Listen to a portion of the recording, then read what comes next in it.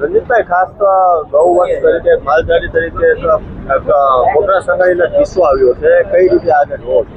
સર્વપ્રથમ તો આપણે વાત કરી કે કોટડા સાંગાણી તાલુકાની અંદર સાંઢવાયા ગામની અંદર જે ગઈકાલે રાત્રે ઘટના બની, એક સાથે 90 ગાયના મોત. હવે 90 ગાયના મોતનું કારણ જાણવા માટે તેની ખુદ કલેક્ટર સાહેબ પણ અત્યારે ત્યાં પહોંચી ગયા છે. પરંતુ ખાસ કરીને કોઈ એવું કહેવામાં આવી રહ્યું છે કે ત્યાં કોઈ વ્યક્તિએ દાતાએ દાન મોકલ્યું છે ને એ ખાવાથી ગાયના મૃત્યુ છે. પરંતુ આપણે ખાસ કરીને તકેદારી રાખવી પડશે. 90 ગાયના સ્પેશિયલ રિપોર્ટ સાથે પીએમ કરવા જોઈએ, જેથી કરીને આપણને ખબર પડી શકે ગાયના મૃત્યુનું મુખ્ય કારણ શું છે.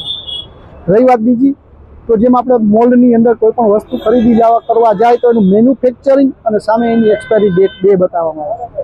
તો ગાય માતાના ખોરાકની અંદર પણ આપણે ખાસ કરીને ખોળની ગુણ હોય, ભૂસાની ગુણ હોય, કુરમાની હોય, રાજદાણની કોઈ પણ XYZ ગુણ આવતી હોય એની ઉપર કલેક્ટર અને સરકારે તાત્કાલિક જાગી અને એની માથે ડેટ મરાવી જોઈએ, જેથી કરીને સામેવાળા વ્યક્તિઓને ખબર પડે કે આ વસ્તુ એક્સપાયરી ડેટ છે તો આપણે ન ખરીદી. જો આપણે ખરીદશી તો આપણા ગાય અથવા પશુને કાંઈ પણ જાતનું ફૂડ પોઈઝનિંગ કરતા રિઝલ્ટ આવશે.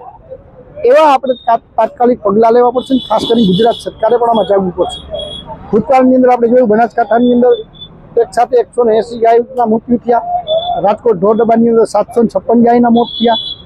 રાજકોટ જિલ્લાની બાજુને આવેલો અડીને આવેલો જિલ્લો બોટાદ છે, ત્યાં ગૌશાળામાં 120 ગાયના મોત થયા.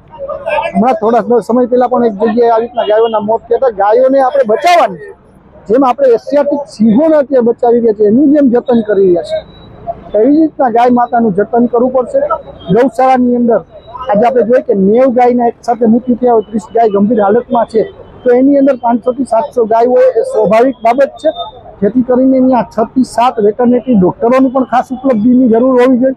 જે ગાય માટે આવતું ફૂડ હોય એનું ચેકઅપ કરવું જોઈએ, અને જે ચેકિંગ થાય આના માટે ગૌશાળાને સરકારે સૂચના આપી છે. તમારી ગૌશાળાની અંદર લેબોરેટરી બનાવો કે દાન આવેલું છે એ દાનની અંદર કઈ વસ્તુ આવેલી છે તો એનો રિપોર્ટ કરો, જેથી કરીને તમને ખબર પડવી જોઈએ કે આ ગાયને ખવડાવશું તો આ ગાયનો બીમાર પડશે અથવા તો ફૂડ પોઈઝનિંગ થશે અથવા મૃત્યુ થશે, જેથી કરીને ન ખવડાવવા મળે.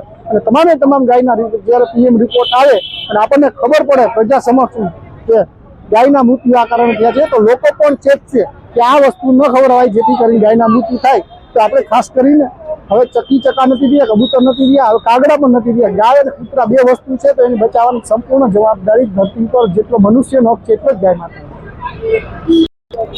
કોટડા સાંગાણી તાલુકાના સાંઢવાયા ગામે આવેલી ગૌશાળા ખાતે 90 જેટલી ગાયોના મોત થયા છે. એવું બહાર જાણવા મળ્યું છે કે જે ઝેરી ખોળ ખાવાને કારણે એનું મૃત્યુ થયું. જિલ્લા કલેક્ટરશ્રીએ તપાસમાં પણ ગયા હતા, મુલાકાત પણ લીધી છે અને તપાસના આદેશો પણ આપ્યા છે. પરંતુ આવી ઘટનાઓ ફરીવાર ન ઘટે એના માટે ગૌશાળાના સંચાલકોએ ત્યાં જે કોઈ દાતાઓ ને જે ખોરાકને ફૂડ આપી જાય છે તો એની ચકાસણી કરીને માટે એક લેબોરેટરીની વ્યવસ્થા કરવી જોઈએ. અને બીજું કે ગૌશાળામાં જે ગાયોની સંખ્યા હોય એ પ્રમાણે વેટરનરી ડોક્ટરોની પણ સુવિધાઓ રાખવી જોઈએ, જેથી જો એની સારવાર તાત્કાલિક થઈ શકી હોય તો આટલા બધા ગાયોના મોત આપણે અટકાવી શક્યા હોય. ને આવી વારંવાર જ્યારે ઘટનાઓ ઘટે છે, સરકારશ્રીએ પણ આની ગંભીર નોંધ લઈ આજે દુઃખદ ઘટનાની ખુદ તપાસ કરવામાં આવે, જે ગાયોના મોત થયા છે એનું પોસ્ટમોર્ટમ કરવામાં આવે અને સાચું મોતનું કારણ જાણી શકાય.